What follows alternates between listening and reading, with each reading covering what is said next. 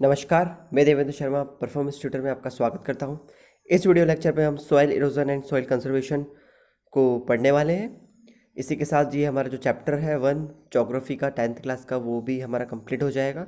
ठीक है, हम सॉइल इरोजन पढ़ेंगे। सॉइल इरोजन क्या होता है, किस कारण सॉइल इरोजन होता है और क्या कंजर्वेशन लिए जा सकते हैं इसे जो है रोकने के लिए। ठीक है, ये सब हम देखने वाले हैं इस वीडियो लेक्चर में। यदि आपने हमारे चैनल को अभी तक सब्सक्राइब नहीं किया तो प्लीज़ हमारे चैनल को सब्सक्राइब कर लें, वीडियो को लाइक करें, ज़्यादा से ज़्यादा शेयर करें। चलिए आगे बढ़ते हैं। Soil erosion and soil conservation. The denudation of soil cover and subsequent washing down is described as soil erosion. यदि हम सॉइल इरोजन की बात करते हैं तो सॉइल इरोजन होता है कि एकदम से, मतलब कि आप सिंपल लैंग्वेज में यदि समझें तो ऊपर से जो आपकी सॉइल है उसका जो टॉप सॉइल है, ऊपर का जो सबसे सॉइल का भी यदि टॉप सॉइल देखें, उस टॉप सॉइल का बह जाना। ठीक है, उस टॉप सॉइल का बह जाना, या वो बहना हो सकता है वाटर के द्वारा या विंड के द्वारा। ठीक है, उसका बह जाना, सब्सिक्वेंट वॉशिंग डाउन हो जाना उसका। ठीक है, तो उसे हम क्या कहेंगे, सॉइल इरोजन कहेंगे। या फिर हम क्या कहें कि वियरिंग ऑफ सॉइल, जैसे कि हमने डेनुडेशन का मतलब हमने पहले भी समझा है, मतलब बह जाना या हवा के कारण। ठीक है, कटाव, उसका मतलब होता है कटाव। डेनुडेशन का यदि हम मतलब देखें तो कटाव, तो वो कटाव किसके कारण हो रहा है, वो जो सॉइल का जो टॉप सॉइल है वो कटकर या फिर दूसरी तरफ जा रहा है। ठीक है, उसकी जो प्लेस है वहाँ से जो है खिसक रहा है, बह रहा है। तो वो किस लिए हो रहा है, वो सॉइल, वो या तो वाटर के कारण हो रहा है या फिर आपका विंड के कारण हो रहा है। तो डेनुडेशन होना, ठीक है, कटाव होना, सॉइल का उस जगह से हट जाना। ठीक है, तो उसको क्या कहेंगे, और वो भी क्या होना, एकदम से हट जाना, उसको क्या बोलेंगे, उसे हम क्या कहेंगे, सॉइल इरोजन कहेंगे। ठीक है, सॉइल इरोजन की यदि डेफिनेशन देखें तो denudation of soil cover and subsequent washing down is described as soil erosion. ठीक है, जो टॉप सॉइल है, जो सॉइल का भी जो टॉप सॉइल है उसका बह जाना, उसे हम कहेंगे soil erosion. The process of soil formation and erosion go on simultaneously and generally there is a balance between the two. यदि बात करें कि सॉइल के बनने की, ठीक है, सॉइल इरोजन की या फिर सॉइल के बनने के फॉर्मेशन की, तो एक तरीके का बैलेंस देखने को मिलेगा हमें। इन्वायरमेंट में एक तरीके का बैलेंस देखने को मिलेगा कि सॉइल कैसे, जितनी की सॉइल इरोजन हो रहा है उसी प्रकार से सॉइल बन भी रहा है। पर sometimes this balance is disturbed due to human activities like deforestation, overgrazing, construction and mining, etc., while natural forces like wind, glacier, water leads to soil erosion। यदि हम देखें तो जैसे कि हमने बात करी कि जो सॉइल का फॉर्मेशन है, ठीक है, सॉइल का फॉर्मेशन है या फिर जो सॉइल इरोजन है, उसमें उसके बीच में क्या एक बैलेंस देखने को मिलता है। पर ये बैलेंस कभी हमको जो है डिस्टर्ब हो जाता है। ये बैलेंस किसके कारण, ह्यूमन की एक्टिविटीज़ के कारण, मानव की गतिविधियों के कारण, जैसे कि डिफॉरेस्टेशन हुआ, ओवर ग्रेजिंग हो गई। ठीक है, ओवर ग्रेजिंग हो गई, कंस्ट्रक्शन मतलब ज़्यादा कंस्ट्रक्शन एक्टिविटीज़, ठीक है, माइनिंग ज़्यादा हो जाना। हमने ये सब टॉपिक्स को हमने जो अच्छी तरीके से समझा है। ठीक है, माइनिंग हो जाती है तो उसके कारण लैंड स्लाइड होती है, स्लाइड की जो सॉइल रहती है वो भी वाटर आता है तो वो भी क्या बह जाती है। तो बहुत सारी जो आपकी देखने को मिलेगी। ठीक है, डिफॉरेस्टेशन के कारण हमने देखा था कि जो फॉरेस्ट, जो हमारे जो प्लांट्स जो होते हैं या फिर ट्रीज़ की बात कर लें तो वो रूट्स, यदि डिफॉरेस्टेशन होगा तो वो रूट्स भी कटेंगी, और रूट्स क्या करके रखती हैं, सॉइल को होल्ड करके रखती हैं। ठीक है, तो उसके कारण क्या होगा कि जब सॉइल होल्ड नहीं रहेगी तो क्या होगा, इरोजन देखने को मिलेगा। तो कहने का मतलब है कुछ ह्यूमन एक्टिविटीज़ आपको देखने को मिलेंगी, कुछ आपको जो है नेचुरल फोर्सेस देखने को मिलेंगे, जैसे कि विंड हुई, ग्लेशियर। ठीक है, विंड का बहना, जब विंड चलती है तो अपने साथ सोइल को भी उड़ा कर ले जाती है। ग्लेशियर जो ऊपर आप देखोगे, जब माउंटेन्स पर देखोगे, जब ग्लेशियर्स जब पिघलते हैं तो उनका वो वाटर आता है तो वो माउंटेन से सोइल को जो है अपने साथ ले जाते हैं। Water lead to the soil erosion. ये सब चीज़ें भी क्या करती हैं, सॉइल इरोजन का कारण देखने को मिलती है। यदि आपसे पूछा जाए कि सॉइल इरोजन क्या मानव के द्वारा, सॉइल इरोजन एक्टिविटीज़ जो है सिर्फ ह्यूमन के द्वारा ही की जाती हैं, नहीं, वो नेचुरल भी होती हैं। ठीक है, सॉइल इरोजन जो है नेचुरल फोर्सेस के कारण भी होता है और ह्यूमन एक्टिविटीज़ के कारण भी आपको देखने को मिलेगा। ठीक है, पर ये सब एक्टिविटीज़ क्या करती हैं, जो बनने का प्रोसेस है, ठीक है, जो बैलेंस है उसको क्या कर देती हैं, डिस्टर्ब कर देती हैं। ओके, आगे बढ़ते हैं। The running water cuts through the clay soil and makes deep channels as gullies. यदि आप देखें यहाँ पर आपको गलीज देखने को मिलती है। कभी कभी क्या होता है, जो मूविंग वाटर होता है, ठीक है। मूविंग वाटर ऐस मूव करता है और उसके साथ क्या बना देता है, डीप चैनल बना लेता है, क्योंकि वो एक ही जगह फ्लो हो रहा है कंटिन्यूस। तो इस तरीके के आपको चैनल देखने को मिल जाएंगे, ये आपको यहाँ पे देख सकते हो, इस तरीके के चैनल देखने को मिल जाएंगे डीप। ठीक है, तो इस ये जो चैनल होते हैं यहाँ पर आप देखें तो this land become unfit for cultivation and is known as bad land. ठीक है, और ये जो चैनल्स रहते हैं, और यहाँ पर यदि आप सोइल को देखें तो वो किस प्रकार की सोइल देखने को मिलेगी, अनफिट रहती है कल्टीवेशन के लिए, मतलब एग्रीकल्चर के लिए आपको अच्छी लैंड नहीं देखने को मिलेगी। इसे हम क्या कहते हैं, बैड लैंड देखने को मिलेंगे। Chambal basin such lands are called ravines. ठीक है, रिवाइंस। यदि आप क्या चंबल बेसिन की बात करें तो चंबल बेसिन आपको कहाँ देखने को मिलेगा, यदि आप इस मैप पे देखते हैं तो आपको ये जो पर्टिकुलर एरिया देखने को मिल रहा है, यहाँ पर ये जो पर्टिकुलर एरिया देखने को मिल रहा है, ये यहाँ पर आपको दिख भी रहा है चंबल। तो ये जो पर्टिकुलर एरिया देखने को मिलता है इसको हम क्या कहते हैं, चंबल बेसिन। बेसिन क्या होता है, जैसे कि यदि आप कहें कि ये पर्टिकुलर रिवर फ्लो हो रही है, ठीक है, तो और इसमें से और ये इसकी ट्रिब्यूटरीज जो निकल रही हैं, तो ये जो पर्टिकुलर ये बीच का एरिया है ना, ये भी बेसिन कहा जाएगा। ठीक है, मतलब कि वो पूरा एरिया जहाँ से वो रिवर कवर कर रही है उस एरिया को, ठीक है, उसे हम बेसिन कहते हैं। ठीक है, चंबल बेसिन। ठीक है, समझ में आ रहा है। तो चंबल बेसिन की यदि आप आसपास यदि आप देखें, ठीक है, जहाँ से रिवर फ्लो हो रही है, कुछ जहाँ से यदि आपको रिवर फ्लो होती हुई नजर आ रही है, उसके पास का भी जो एरिया होता है वो भी उसके बेसिन के अंदर आता है।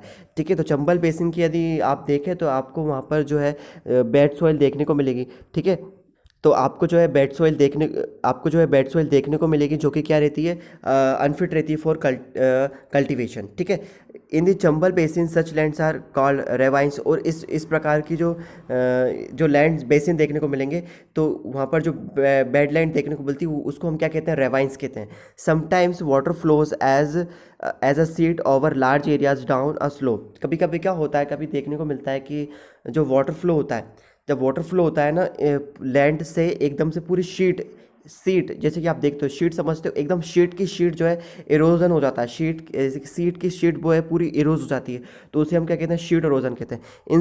इन such cases top soil is washed away, this is known as sheet erosion. क्या होता है कि जब आप टॉप सोइल देखें, ठीक है, सोइल का भी टॉप सोइल देखें, वो पूरी तरीके से शीट के रूप में जो है पूरी तरीके से बह के चला जाता है, तो उसे हम क्या कहते हैं, शीट इरोजन कहते हैं। ठीक है, sometimes water flows as a sheet और पूरी शीट को ले जाता है, वाटर जो सोइल की पूरी शीट रहती है उसको ले जाता है, उसे हम क्या कहते हैं, sheet erosion. Wind blows loose soil off flat और sloping land known as wind erosion. यदि आप देखें तो सिंपली आज समझने का प्रयास करें तो जो विंड यदि ब्लो हो रही है, फ्लो हो रही है, तो उसके कारण क्या होता है, जो आपकी टॉप सॉइल है उसको भी उड़ाकर ले जाती है, उसे हम क्या कहते हैं, सॉइल इरोजन, सिंपल। ठीक है, soil erosion is also cause due to defective methods of farming, ploughing in a wrong way up and down the slope form channels for the quick flow of water leading to soil erosion।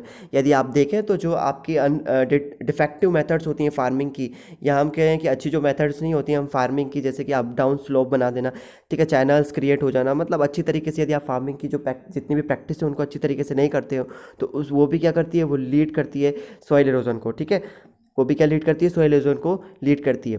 यदि आपकी practice अच्छी नहीं है farming से related, तो वो भी क्या करेगी, सॉइल इरोजन को लीड करेगी।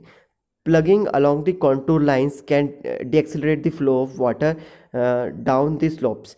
यदि आप क्या करते हैं, यदि आप कॉन्टूर प्लगिंग का इस्तेमाल करते हैं, कॉन्टूर प्लगिंग मतलब आप इस तरीके से प्लगिंग करते हैं ये कॉन्टूर लाइंस में, parallel to the contour line, तो उसके कारण क्या होता है, जो वाटर जिस तरीके से पहले फ्लो हो रहा था वो क्या हो जाता है, डीएक्सेलरेट हो जाता है, या कहते हैं कि उसमें रुकावट डाल देता है उस वाटर के फ्लो में।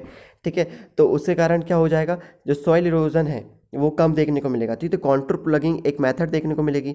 ठीक है, आपको अब हम क्या देख रहे हैं, सॉइल कंजर्वेशन कैसे किया जाए।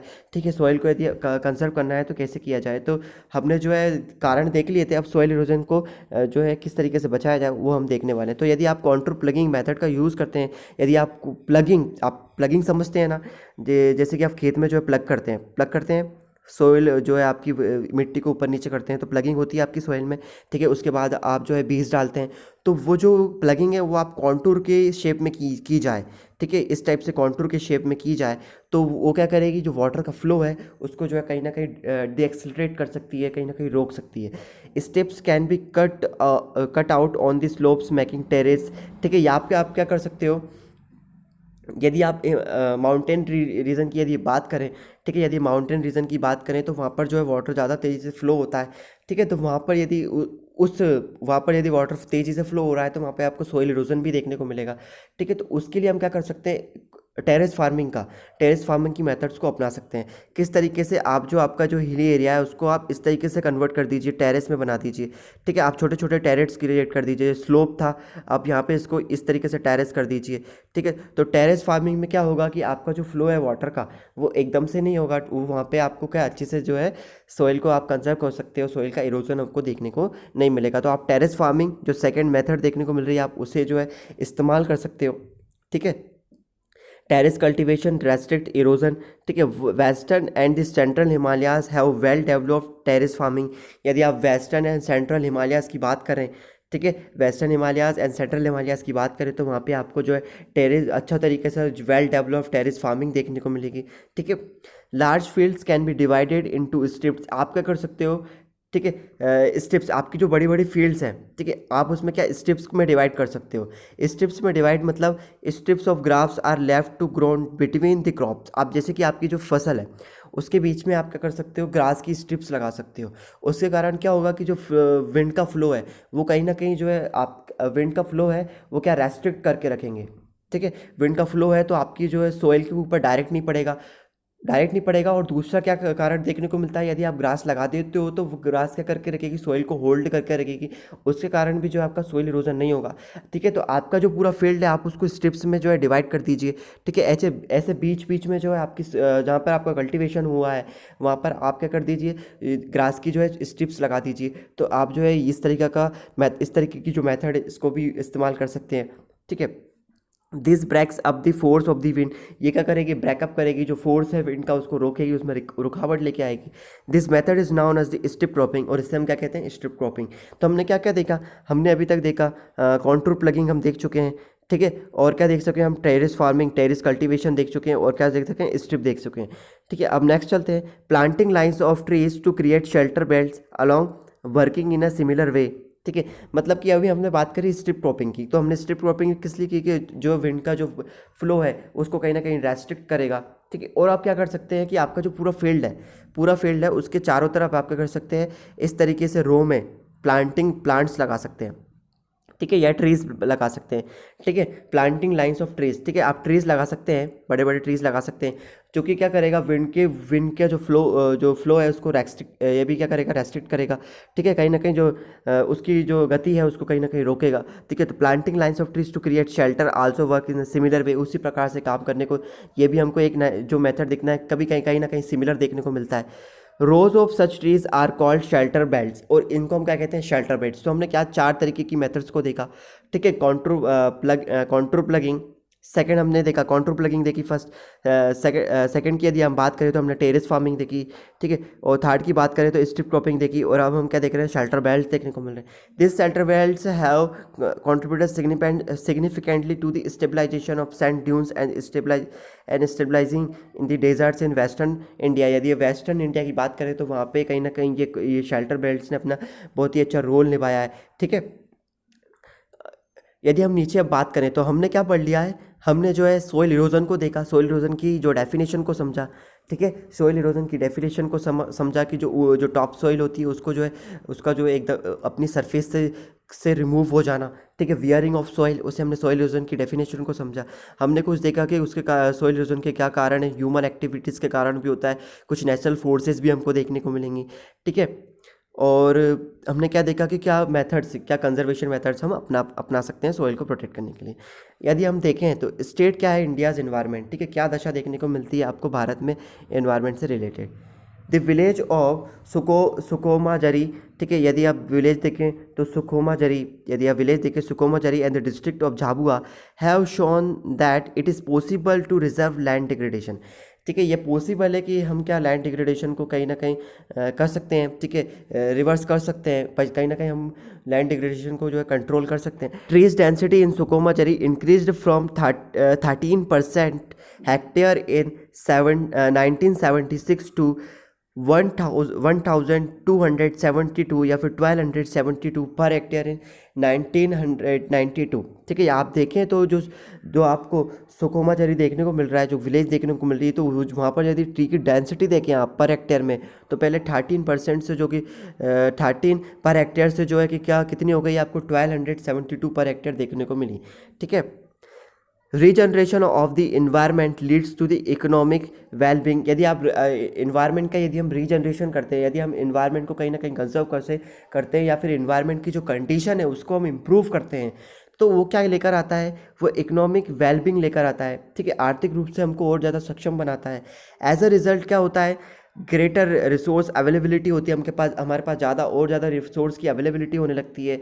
इसके improve agriculture and animal care, और उससे क्या होता है कि जो एग्रीकल्चर है और जो एनिमल केयर है वो भी कहीं ना कहीं इम्प्रूव होता है। एंड सब्सिक्वेंटली इंक्रीज इनकम, और ये सब चीज़ें क्या है, एकदम से हमारी इनकम जो है वो भी हमारी जो हमारी आय है उसको भी कहीं ना कहीं जो है बढ़ाती है। ठीक है, तो आप देखें तो इन्वायरमेंट से सब कुछ रिलेटेड है। Average annual household income in Sukhomajri, यदि हम देखें तो सुकोमा जरी में यदि हम average annual household income देखें, ranged from 10,000 to 15,000 between 1979 and 1984। तो यदि आप देखें तो आपको average annual household income देखने को मिल रही है आपको सुकोमा जरी में। ठीक है, peoples management is essential for ecological restoration. People का जो मैनेजमेंट है, कहीं ना कहीं जो व्यक्ति का, जो पीपल्स का जो रोल है, ठीक है, यदि आपको इकोलॉजिकल या फिर क्या है तो इन्वायरमेंट को फिर से रिस्टोर करना है, तो वहाँ पर जो पीपल का मैनेजमेंट बहुत ही ज़रूरी हो जाता है। With people being made the decision makers by the Madhya Pradesh government. यदि हम मध्य प्रदेश गवर्नमेंट की बात करें तो कहीं ना कहीं उसने जो है अपने लोगों को जो है डिसीजन मेकर बनाया है। ठीक है, उनको राइट दिए कि वो डिसीजन ले सकते हैं। ठीक है, इन्वायरमेंट को रीस्टोर करने से रिलेटेड 2.9 मिलियन हेक्टेयर्स और about 1% of India's land area are being green across the state through watershed management. ठीक है, वाटरशेड मैनेजमेंट के थ्रू की मदद से जो है हम देख सकते हैं कि जो मध्य प्रदेश का जो एरिया है वो कहीं ना कहीं आपको जो है अच्छी तरीके से ग्रीन देखने को मिलेगा। ठीक है, क्यों? वाटरशेड मैनेजमेंट क्या होता है कि आप वाटर को किस तरीके से कंजर्व कर सकते हो। ठीक है, कंजर्व कर सकते हो, तो वाटरशेड मैनेजमेंट, ठीक है, लोगों ने क्या किया है कि अपनी जो फील्ड है वहाँ पे जो है वाटर को स्टोर करने के लिए एक कहीं ना कहीं उस जो रेन वाटर होता है उसको स्टोर करने के लिए थोड़े थोड़े से जो है आपको तालाब टाइप के, जो छोटे छोटे जो पॉन्ड टाइप के बना लिए हैं लोगों ने। ठीक है, जो भी बारिश का पानी आएगा वो वहाँ पे स्टोर किया जाएगा, फिर उसको फर्दर एग्रीकल्चर में यूज़ किया जाएगा। तो इस तरीके से जो है मध्य प्रदेश गवर्नमेंट ने जो है कहीं ना कहीं लोगों को जो है डिसीजन मेकर बनाया है। तो आप देख सकते हैं कि जो आपका इन्वायरमेंट है डायरेक्टली रिलेट करता है आपकी इनकम से। तो यदि आप इन्वायरमेंट को जो है रीस्टोर करते हैं, इन्वायरमेंट को जो है अच्छी तरीके से उसका प्रोटेक्ट करते हैं, उसको कंजर्व करते हैं, तो ये आपके लिए बहुत ही इंपॉर्टेंट हो जाता है, आपके डेवलपमेंट के लिए, आपके, ठीक है, आपकी कंट्री के विकास के लिए, डेवलपमेंट के लिए। ठीक है, तो हमने ये चैप्टर पढ़ा। तो यदि आपको ये चैप्टर अच्छा लगा हो या फिर यदि वीडियोस आपको मेरे अच्छे लगे हैं तो प्लीज़ मेरे चैनल को सब्सक्राइब करें, वीडियो को लाइक करें, ज़्यादा से ज़्यादा शेयर करें। ठीक है, हम हमारे नेक्स्ट जो चैप्टर है उसमें हम मिलते हैं वापस से। ठीक है, मैं अपनी वाणी को यहीं विराम देना चाहूँगा। थैंक यू, धन्यवाद।